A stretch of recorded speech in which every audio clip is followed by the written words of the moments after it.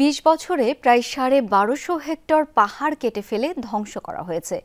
এই তথ্য উঠে এসেছে পরিবেশ মন্ত্রণালয়ের ডিজিটাল ম্যাপিংয়ে।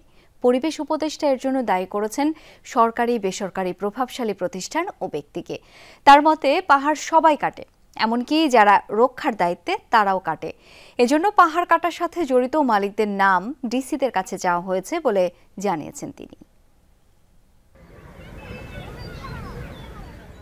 সিলেট ও চট্টগ্রাম অঞ্চলসহ দেশের ১৬ জেলায় ২৩,৫৪,৫৬৯টি উঁচু পাহাড়ের চূড়া আছে।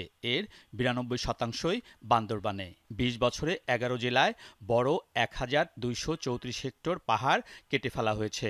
২০০৪ থেকে ২০২৪ সালের গুগল আর্থ স্যাটেলাইট ছবি বিশ্লেষণ করে পাহাড় ধ্বংসের এই তথ্য দিয়েছে পরিবেশ ও বন মন্ত্রণালয়, যেখানে বলা হয়েছে কক্সবাজারের সবচেয়ে বেশি এলাকা জুড়ে পাহাড় কাটা হয়েছে।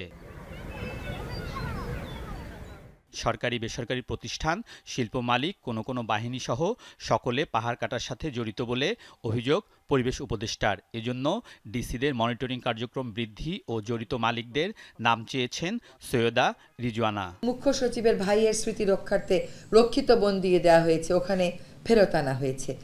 সোনাদিয়া যেখানে ইকো দ্বীপ, ওখানে আমরা বনভূমি ফেরত আনতে চিঠি পাঠিয়ে দিয়েছি। আমরা গাজীপুরে ৫ই অগস্টের পরে ৮৮ একর বনভূমি দখল হয়ে গেছিল।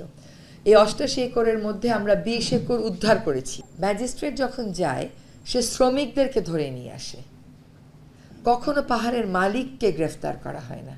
উপদেষ্টা বলেন, ঢাকার ১৯ খাল উদ্ধার এবং ৪টি নদী দখল দূষণ মুক্ত করতে ফেব্রুয়ারি নাগাদ পরিকল্পনা চূড়ান্ত করা হবে। ১৯টা খালকে বেছে নিয়ে প্রায় ১৯টার কর্মপরিকল্পনায় চূড়ান্ত করে ফেলেছি।